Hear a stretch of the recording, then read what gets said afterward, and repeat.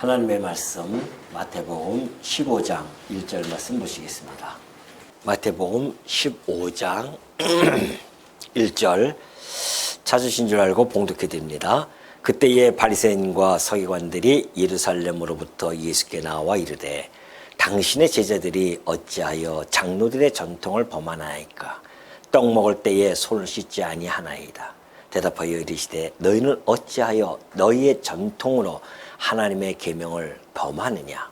하나님이 이르셨으되 내 부모를 공경하라 하시고 또 아버지나 어머니를 비방하는 자는 반드시 죽임을 당하리라 하셨거늘 너희는 이르되 누구든지 아버지에게나 어머니에게 말하기를 내가 드려 유익하게 할 것이 하나님께 드림이 되었다고 하기만 하면 그 부모를 공경할 것이 없다 하여 너희의 전통으로 하나님의 말씀을 폐하는도다. 외식하는 자들아 이사야가 너희에 관하여 잘 예언하였도다. 일렀으되 이 백성이 입술로는 나를 공경하되 마음은 내게서 멀도다. 사람의 계명으로 교훈을 삼아 가르치니 나를 헛되이 경배하는도다 하였느니라 하시고 무리를 불러 이르시되 듣고 깨달으라. 입으로 들어가는 것이 사람을 더럽게 하는 것이 아니라 입에서 나오는 그것이 사람을 더럽게 하는 것이니라. 이에 제자들이 나와 이르되 바리새인들이 이 말씀을 듣고 걸림이 된 줄 아시나이까? 예수께서 대답하여 이르시되 심은 것마다 내 하늘 아버지께서 심으시지 않은 것은 뽑힐 것이니 그냥 두라. 그들은 맹인이 되어 맹인을 인도하는 자로다. 만일 맹인이 맹인을 인도하면 둘이 다 구덩이에 빠지리라 하시니 베드로가 대답하여 이르되 이 비유를 우리에게 설명하여 주옵소서. 예수께서 이르시되 너희도 아직까지 깨달음이 없느냐? 입으로 들어가는 모든 것은 배로 들어가서 뒤로 내버려지는 줄 알지 못하느냐? 입에서 나오는 것들은 마음에서 나오나니 이것이야말로 사람을 더럽게 하느니라.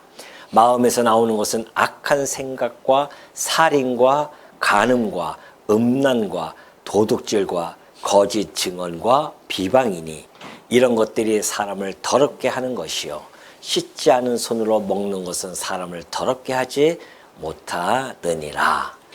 20절까지 봉독해 드렸습니다. 우리가 지난 시간까지 예수님께서 오병이어로부터 시작해서 바다 위를 걸으시고 또 게네사렛에서의 많은 병자들을 고치시는 그러한 사건들을 통해서 하나님의 아들 메시아이심을 우리가 예수님께서 밝혀주신 바가 있죠.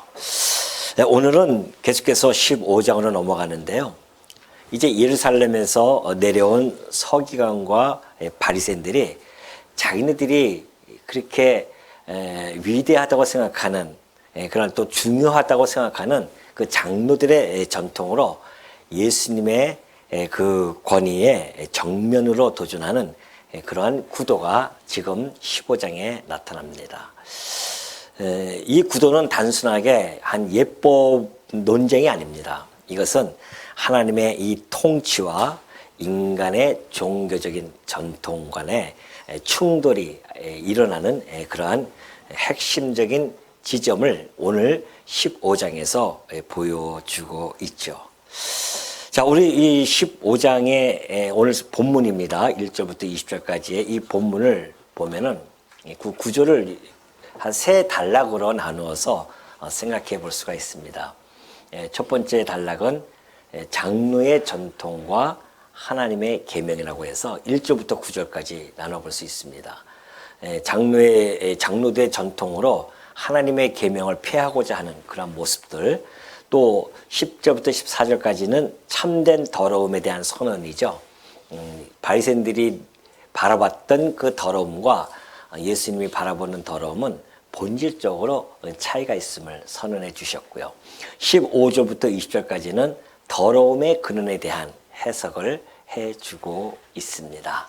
그래서 오늘은 우리 주님께서 인간의 정말 여러 가지 우리가 이렇게 보고 듣고 느껴야 할 그러한 신학적 의미들을 이 본문에서 우리들에게 잘 전달해 주고 있음을 우리가 이제 마지막 강론까지 가면은 알 수 있을 것입니다. 자, 먼저 이 내용의 그 역사적 배경을 우리가 좀 살펴볼 필요성이 있습니다.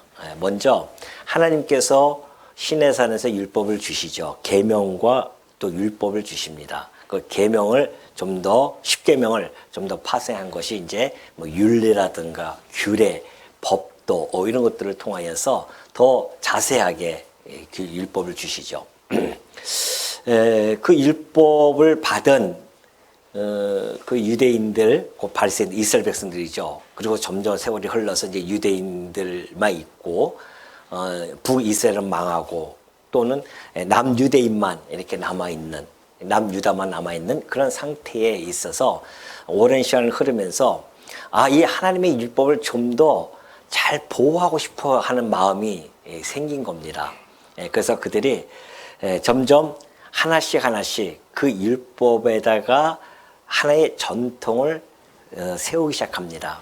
예를 들면은 안식일을 거룩하게 지키라고 했으니 이걸 좀 더 구체적으로 우리가 좀 해서 우리 백성들이 안식을 좀 잘 지켰으면 좋겠다. 그래서 뭐 5리 이상은 가지 말고 뭐 어떻게 되고 하여튼 수십 가지를 또 만듭니다.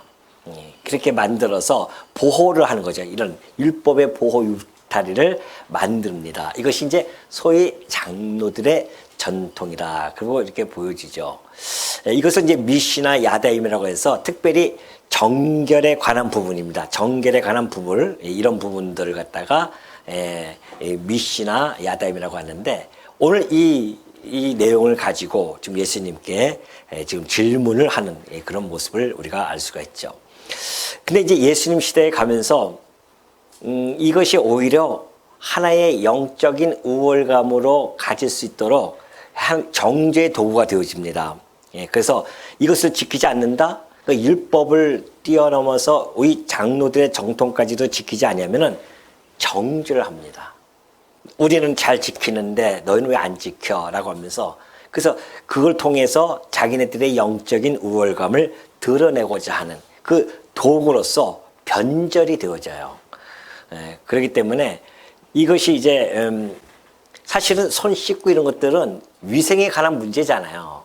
이것이 정결 예법은 아니란 말입니다. 그럼에도 불구하고 그들은 그것을 정결 예법으로 규정화시켜 가지고서는 이제는 점점 이 성경보다도 어떻게 보면은 성경만큼 그런 권위로 격상시켜 버렸어요.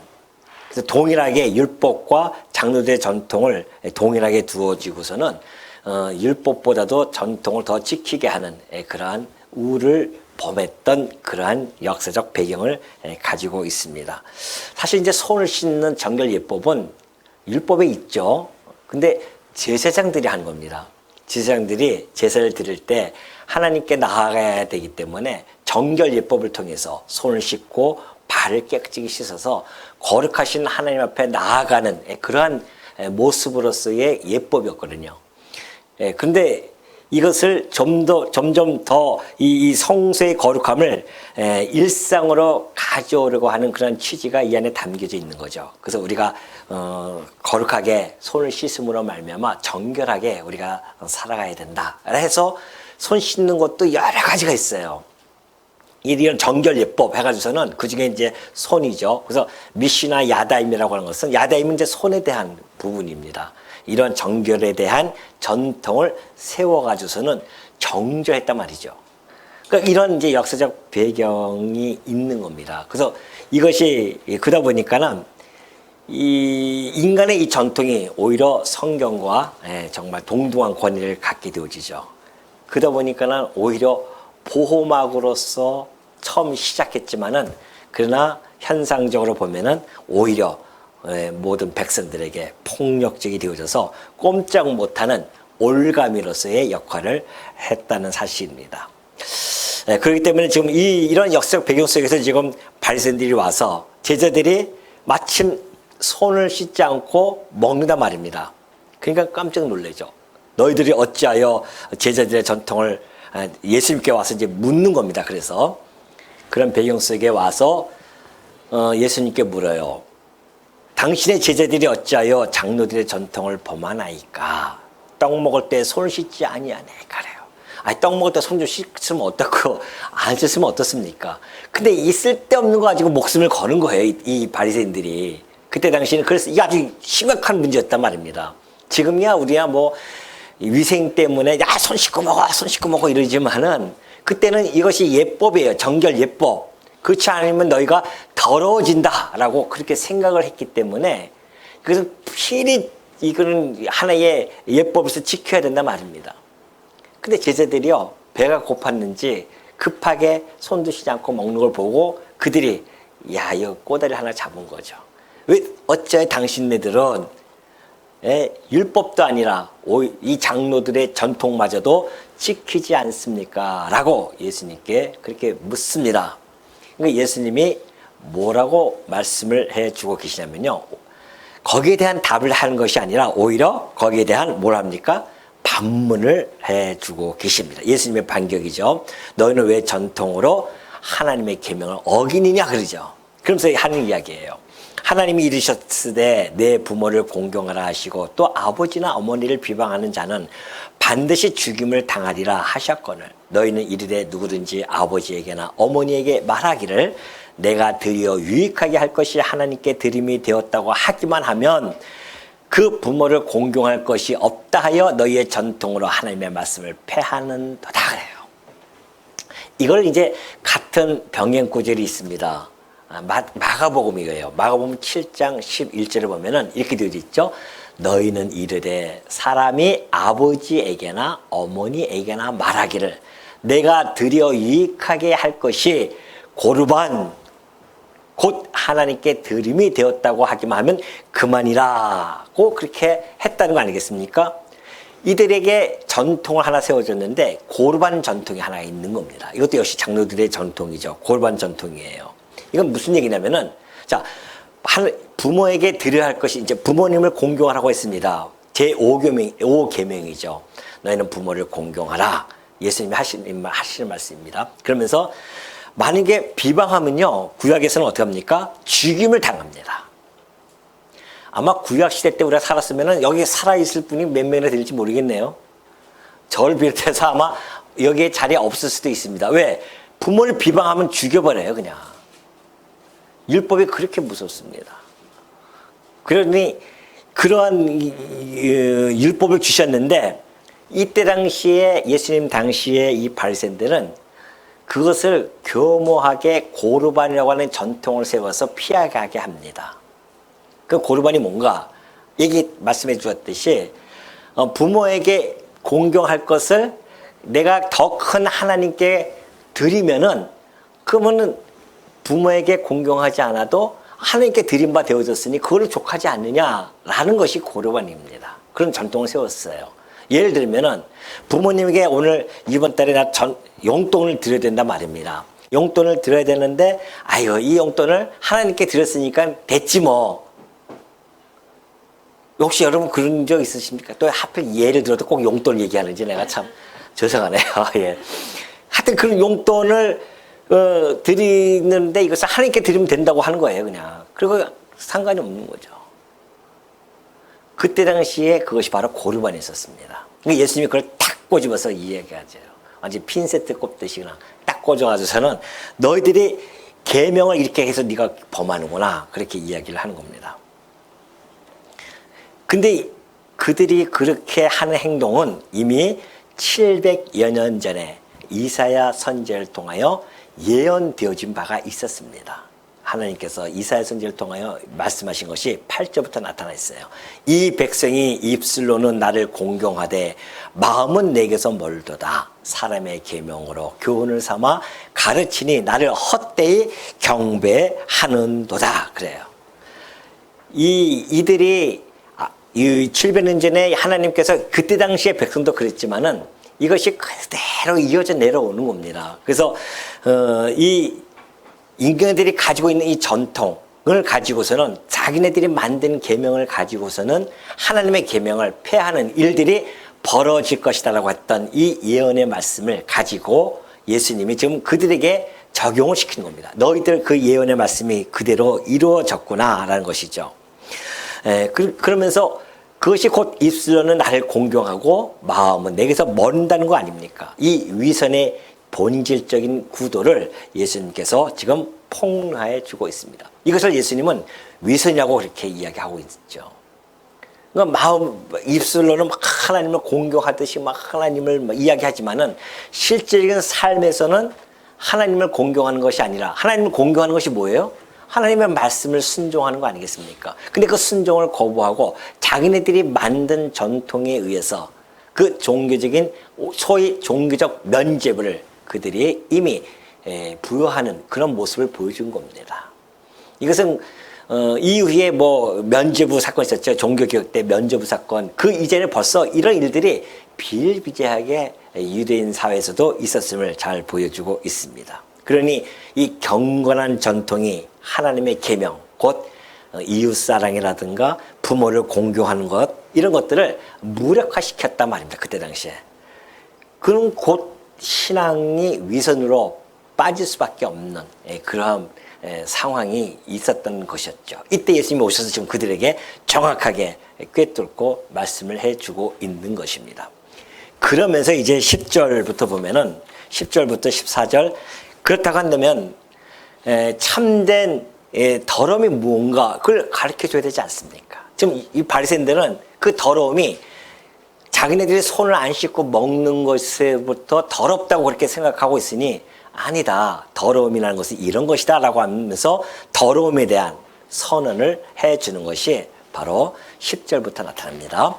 무리를 불러 이르시되 듣고 깨달으라. 입으로 들어가는 것이 사람을 더럽게 하는 것이 아니라 입에서 나오는 그것이 사람을 더럽게 하느니라. 그렇게 이해합니다. 자, 무리를 따로 불러 이르세요. 다 부르니라. 지금 그 앞에는 눈먼 종교 지도자들이 있죠. 그런데 거기서 따로 불러요. 그 부름을 받는 자들은 곧 은혜로 부름을 받습니다. 그 은혜로 부름 받은 자들은 하나님 예수님께서 지금 듣고 깨달을 수 있도록 그렇게 부르시는 것이죠. 그래서 이 영적 지도자들과 은혜로 부르심을 받은 자들의 영적 분별력이 어떻게 되어지는지를 잘 대조해주고 지금 그 대조해주면서 좀 설명해 가고 있는 것이죠. 근데 이 더러움의 방향을 완전히 뒤집으시는데 어떻게 뒤집으십니까? 더러움의 방향을 이렇게 뒤집으십니다. 자, 바리새인들은 더러움이 밖에서부터 안으로 들어온다고 그렇게 생각했습니다. 그러니까 손 씻지 않고 먹으면 더럽다는 것이죠. 그 외부의 것이 사람을 더럽게 한다고 착각하고 있는 것입니다. 근데 예수님은 그걸 완전히 뒤집죠. 아니다. 안에서부터 밖으로 나오는 것이 더럽다는 것을 이야기해 줍니다. 그러니까 전통적인 이 정결 논리를 완전히 뒤집어 버렸습니다. 예수님께서는. 오늘 우리 사람들도 마찬가지 아닙니까? 우리는 늘 그런 생각을 갖고 있죠. 단순하게 손으로 또는 외부에서부터 우리 안에 더러운 것이 들어온다고 생각하는데 진짜 더러움이라고 하는 것은 우리 안에서부터 나온다는 거 아니겠습니까? 이것이 이제 예수님께서 하시면서 말씀하시죠. 그러면서 13절 보니까는 예수께서 이르시되, 22절에 제자들이 나와 이르되 바리새인들이 이 말씀을 듣고 걸림이 된 줄 아시나이까 그래요. 제자들이 예수님 이 말씀을 듣더니만 바리새인들이 삐졌습니다 그래요. 실족했다는 거죠. 왜? 자기네들은 그 전통이 아주 중요하다고 생각했는데 예수님은 오히려 그 전통을 하나님 말씀을 폐하는 도구가 되어졌다는 것을 이야기함으로 말미암아 그들로서는 할 말을 잃게 만들죠. 자기네는 율법을 더 보호하려고 했는데 예수님은 그것으로 너희가 율법을 폐한다라고 얘기했으니 얼마나 실족하겠습니까? 그러니까 그들이 실족하는 모습을 보고 제자들이 그도 실족했습니다. 그렇게 얘기하죠. 예수님께서 이르시되 심은 것마다 내 하늘 아버지께서 심으시지 않은 것은 뽑힐 것이니 그냥 두라. 그들은 맹인이 되어 맹인을 인도하는 자로다. 만일 맹인이 맹인을 인도하면 둘이 다 구덩이에 빠지리라 하시니 그래요. 자, 하나님 말씀이 아닌 이 전통을 기준을 삼고 있는 것. 그들은 곧 본질을 보지 못하는 영적 지도자들입니다. 그 지도자들의 위험, 그 결과는 어떠한 것인가? 이것을 예수님이 지금 정확하게 말씀을 해주고 있습니다. 먼저 하나님이 세우지 않는 종교 체계는 결국 어떻게 한다? 사라질 것이라는 겁니다. 그러니까 이 세상에 많은 인간들의 전통, 생각, 사상 이것들을 이 세상에 많이 심습니다. 그 지금까지 많이 왔어요. 뭐 철학이라든가 뭐 어떤 뭐 도덕이라든가 윤리라든가 뭐 수많은 사상들이 이 땅에 많이 심겨졌단 말입니다. 근데 그것이 하나님께서 심기지 않았다는 겁니다. 하나님께서 심으신 것은 하나님의 말씀뿐이 없죠. 그러니까 그 말씀 외에는 나머지는 다 어떻게 해요? 다 없어질 것들입니다. 그러니까 우리가 역사를 보면은 수많은 사람들의 사상이 왔다가 없어지고 하잖아요. 근데 놀랍게도 하나님의 이 말씀은 어떻게 해요? 영영이 서리라 그러잖아요. 풀은 마르고 꽃은 시들지만 하나님의 말씀은 어떻게 한다고요? 영영이 서리라. 하나님 말씀은요, 이미 우리에게 주어진 이 말씀은 마지막 이 세상이 끝날 때까지 1.1획도 흩어지지 않고요, 반드시 이루어진다고 했습니다. 그러니까 지금까지 이 말씀이 우리들에게 손에 들려진 거 아니겠습니까? 여전히 이 말씀은 세상 끝날까지 아무도 이것을 건들 수가 없어요. 사단이 이 말씀을 얼마나 없애려고 그렇게 역사적으로 보면은 그렇게 힘을 썼는데 안 된다니까요.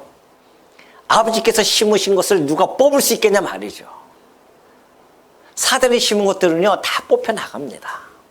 지금 예수님이 그 말씀하신 거 아닙니까? 심은 것마다 있는데 아버지의 말씀 외에는 나머지는 다 뽑힐 수밖에 없다는 거 아닙니까? 이 전통 다 사라질 것들입니다. 오늘도 이 전통이요, 이 시대도 여전히 존재하지 않습니까? 우리가 16세기 왜 종교개혁이 일어났을까요?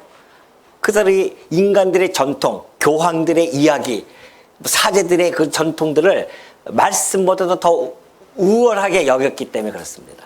그러니까는 종교개혁의 슬로건이 뭐예요? 오직 성경으로 가. 그게 나온 겁니다. 말씀의 권위, 교황의 권위보다 말씀의 권위가 크다. 이것이 최우선이다. 라고 하는 것을 들고 나온 것이 종교개혁이었단 말이죠. 그 말씀의 권위 외에는 없어요. 오늘도 많은 사람들이 어떻게든지 자기 사상을 심으려고 합니다. 우리는 정말 이 하나님의 말씀 외에는 다른 것들을 우리가 눈여겨볼 필요는 없습니다. 오로지 말씀만이 영영이 쓰는 거기 때문에. 그러니까 우리의 이 교회라고 하는 것은 항상 쌍두마차가 같이 흘러가야 됩니다. 뭐예요? 뭡니까 이게? 보수와 개혁입니다. 보수는 뭘 보수해야 됩니까? 말씀이에요. 그래서 우리가 항상 이야기하는 게 뭡니까? 진리, 수호 아닙니까? 이 말씀을 우리가 말씀대로 늘 보호하고 수호해야 하는 것이 우리의 교회의 사명입니다. 그러나 우리가 하다 보면은 이 말씀이 우리 교회 운영이라든가 이런 모든 것들이 이것이 구체적으로 나와 있지 않잖아요. 그러다 보니까 우리가 헌법을 만들고 또는 정관을 만든다 말입니다. 그러나 이것은 언제든지 어떻게 돼요? 개혁의 대상입니다. 잘못된 것들은 우리가 뜯어 고쳐나가죠. 이게. 교회는 늘 개혁 정신이 있어야 되고 보수 정신이 함께 움직여 나가야 됩니다. 성경만큼은 우리가 꼭 보수해야 되고요. 누가 뭐라든 간에 시대가 어떠한 시대가 간다 한들 수많은 시대가 거쳐왔잖아요. 뭐 산업혁명 때 시작해서 막 오면서 지금까지 AI 시대가 오면서 새로운 시대가 혁명적인 시대가 온다 할지라도 우리가 지켜야 할 것은 말씀뿐이 없습니다. 나머지들은 다 그냥 개혁되어지고 없어지고 바뀔 수 있는 것들입니다. 거기에 너무 목숨 걸 필요가 없어요. 전통에 목숨 걸 필요가 없단 말입니다. 우리는 때로는 그 전통에 목숨 걸 때가 있어요. 이 정관이 이렇게 되어 있지 않느냐 하면서 막 그 정관 때문에 그냥 서로 그냥 미워하고 싸우고 교회가 흐트러지고 그럴 경우가 참 많이 있단 말이죠. 이게 얼마나 어리석음입니까? 끝까지 정관이 뭐길래. 그것도 하나님의 말씀에서 벗어났다고 한다면 우리가 언제든지 고쳐 나가야 되고 우리의 사상도 우리가 전하는 이야기들도 말씀이 아니면은 다 흐트러버리고 없애 버려야 할 것들이고요. 그래서 사실 이런 말씀을 아는 저로서는 항상 말씀을 쓸 때 제가 말씀을 시키기 전에 기도하는 내용이 그거 아닙니까? 말씀을 말씀대로만 잘 전하게 해달라고 하는 그것이 저의 이 목회에 정말 하나님 앞에 무릎 꿇고 솔직하게 기도하는 그런 모습입니다.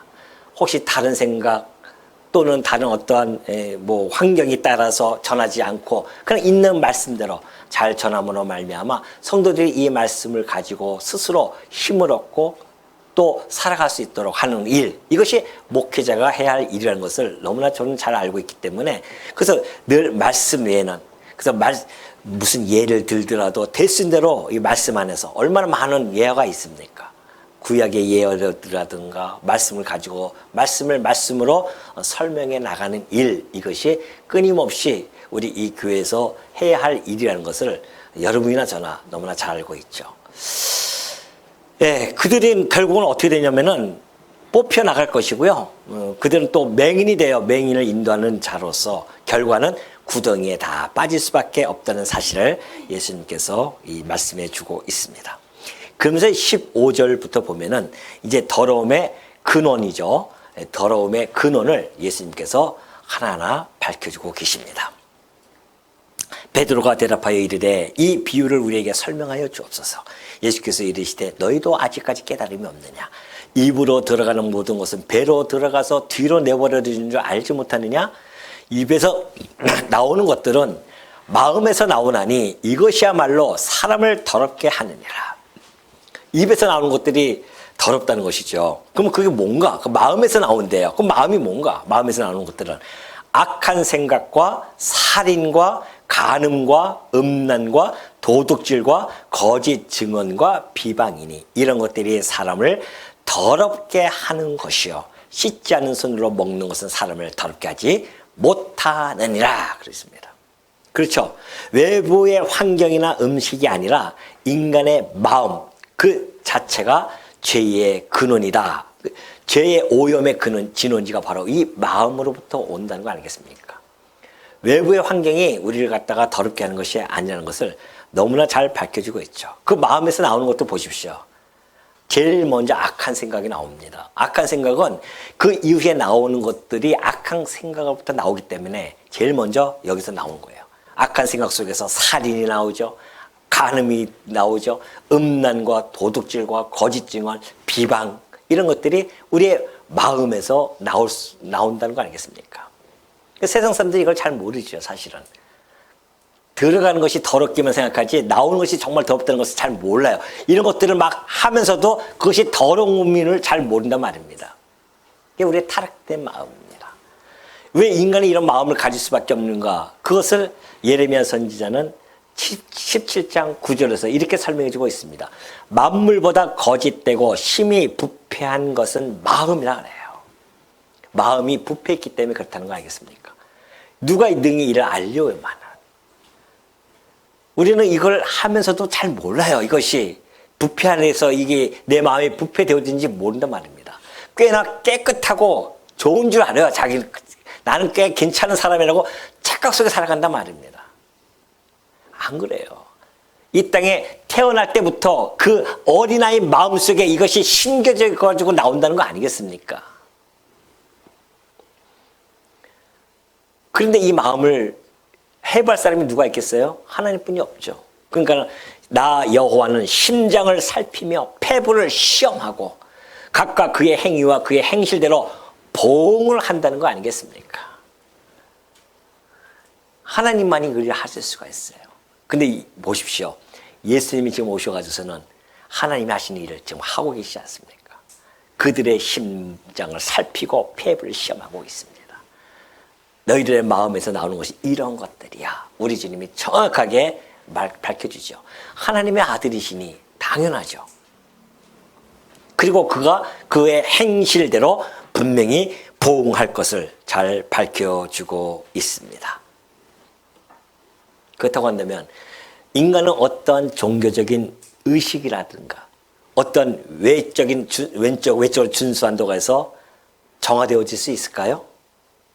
아니 면벽 수행을 가서 20년 동안 면벽 수행을 해보십시오. 변하나 인간이. 저 마음이 태어날 때부터 저 본성을 가지고 있는데 외부로부터의 어떠한 행동을 통해서 저 내부에 있는 마음이 변해질 수 있겠냐 말이죠. 안 된다니까요. 그러니까 율법을 지키려고 가면은 죽는 거예요. 그래서 율법을 지킬 수 없단 말입니다. 인간들이. 그 예수님이 여기서 이렇게 말씀을 끝내지만은 그러나 이 전체적인 20장의 내용 속에서 예수님은 세 가지 커다란 신학적 의미를 전달해 주면서 우리들에게 복음으로 끌고 가는 내용이 바로 이 내용이었습니다. 뭔가 신학적 의미가 첫 번째, 인간 종교의 본질적 위험을 예수님이 지금 선언하고 있습니다. 인간이 세운 인간의 종교들, 철학들, 윤리, 도덕, 이 모든 것들 본질적으로 다 위험하다는 거 아니겠습니까? 왜? 하나님의 말씀과 자꾸만 부딪힐 수밖에 없죠. 인간의 가지고 있는 주체가 되어진 선악에 의해서 만들어진 사상체계는 하나님의 선악인 그 하나님의 말씀과는 상충되어질 수밖에 없다니까요. 그러니까 인간의 종교는 위험할 수밖에 없습니다. 결국은 어떻게 다 뽑혀 나갈 수밖에 없어요. 이것을 우리 주님께서 말씀해 주고 있습니다. 이 전통, 이 관습, 이 철학들, 이 사상, 이 모든 것이 하나님 말씀보다 권위를 가질 때 이 모든 것들은 오히려 말씀을 가리는 독이 되어질 수밖에 없다는 사실입니다. 그러니까 어떤 학생들은 학교에서 주일학교 때 공부를 열심히 이렇게 성경을 공부하다가 뭐 명문대 가가지고서는 막 공부 좀 하다 보면은 자기가 꽤나 똑똑한 줄 알고서는 이 말씀을 우습게 여기네요. 우습게 여가지고서는 그렇게 나가는 학생들이 많이 있습니다. 삐뚤나가는 학생들이.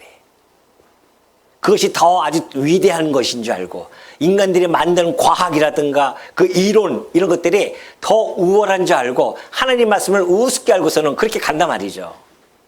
이 얼마나 어리석음입니까? 그 모든 것이 다 뽑힐 것들인데 그 뽑힐 것 앞에 가가지고서는 자기의 모든 인생을 거는 이 어리석음이 오늘날 이 세상에 얼마나 많이 있습니까? 오로지 하나님 말씀 앞에서 우리는 겸손하게 그 무릎 꿇고 그 말씀을 경청하는 것, 이것이 성도의 아름다운 모습임을 우리들에게 잘 보여주고 있습니다. 그렇기 때문에 이 인간 종교의 본chất 위험을 늘 우리는 감지하고 있어야 된다. 두 번째는 전적인 타락입니다. 인간의 마음이 얼마나 부패한지를 전적 타락되어진 그 마음을 잘 보여줘요. 오늘 이 19절에 나타나 있는 이 악의 목록들 보십시오. 이건 외부 오염으로 나타난 것이 아니에요. 타락한 이 본성에서부터 기인되어진 것들입니다. 인간이 타고날 때부터 이걸 다 가지고 나옵니다. 그러니까 이건 아주 잘하잖아요. 본능이기 때문에 잘해요. 이런 것들은. 제어하기가 힘듭니다. 자기 정화로는 도저히 불가하다는 사실을 잘 보여주고 있어요. 그러니 바리새인들이 손을 씻는다고 그것이 깨끗해지겠냐 말이죠. 그걸 예수님께서 지금 가르쳐주고 있습니다. 아니야, 너희들은 전적 타락되어진 자들이기 때문에 안 된다는 겁니다. 그걸로는. 정결율법으로는 안 돼. 그럼 어떻게 해야 됩니까? 그래서 뭐가 필요해요? 뭐가 필요해요? 그래서? 복음이 필요한 겁니다. 예수님이 지금 글로 끌고 가고 있는 중이에요. 너희들에게 복음이 필요한 거야. 그래서 이 복음이 뭔가 그러면은 하나님께서 일찍이 에스겔 선지자를 통하여 예언해 약속해 준 바가 있습니다. 언약해 준 것이 있어요. 에스겔서 36장 26절 보면은 또 새 영을 너희 속에 두고 새 마음을 너희에게 주되 너희 육신에서 굳은 마음을 제거하고 부드러운 마음을 줄 것이며 새 영을 우리에게 주신대. 우리 안에 둔다는 거 아닙니까? 왜? 우리의 영은 다 죽은 상태로 태어나기 때문에 그렇습니다. 죄와 허물로 죽어버린 상태로 우리는 영이 태어나요. 그러니까 하나님과 교류가 되어질 수 없고 하나님을 섬길 수 없습니다. 왜 세상 사람들은 왜 하나님을 섬길 수 없습니까? 영이 죽었는데요.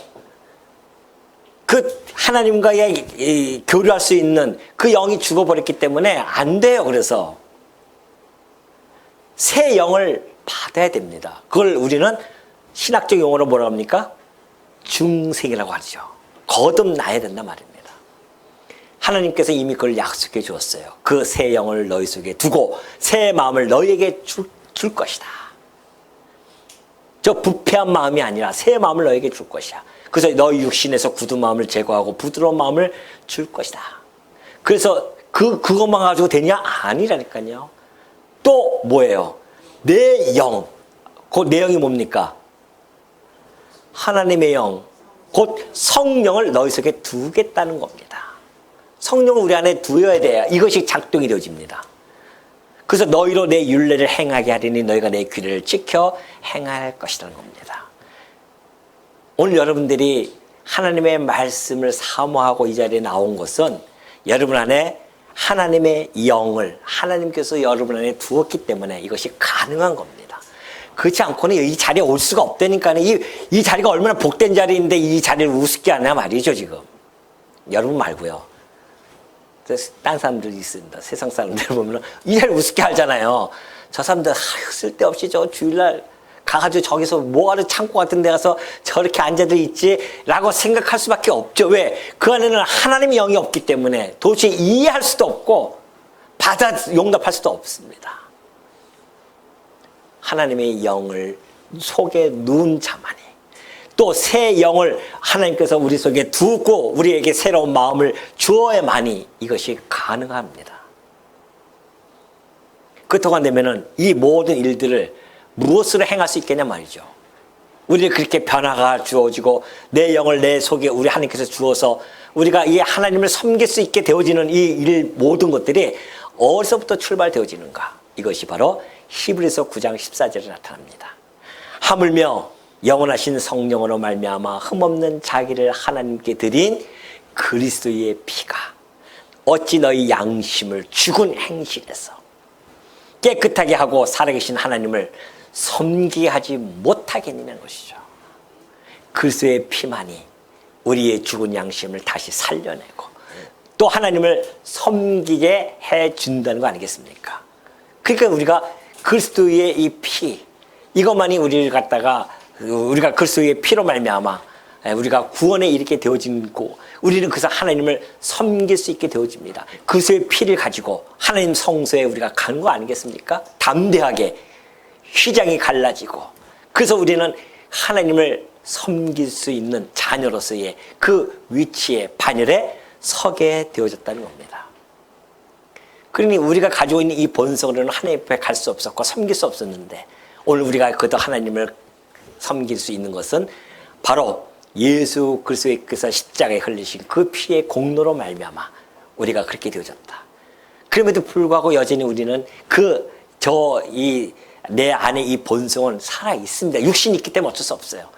그래서 우리의 싸움이라고 하는 것은 이 신앙의 싸움터는 손이 아니라 우리의 혀와 우리의 내 안에 있는 마음과의 싸움, 육신의 소욕과 성령의 소욕에 여전히 이 구원의 도상에서는 싸워가는 시간들입니다.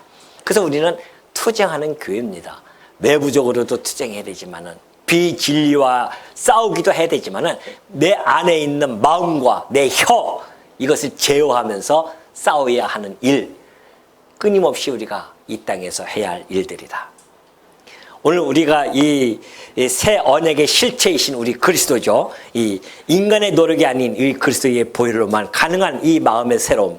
과거의 이 구약시대 때 이 제사법 그리고 이 정결법, 그들이 그렇게 생각했던 정결법, 율법에 나타나 있는 정결법, 이 모든 것들은 사실은 그리스도의 보혈로서 우리가 깨끗하게 되어질 그 성도의 상태, 그것을 사실은 예표해주고 있습니다. 하나님께서 그들 제사장들에게 정결 예법을 주신 것은 장차 그리스도의 보혈의 피로 말미암아 우리가 정결하게 되어질 것을 지금 모형적으로 그림자적으로 예표적으로 그렇게 보여주신 것들 뿐입니다.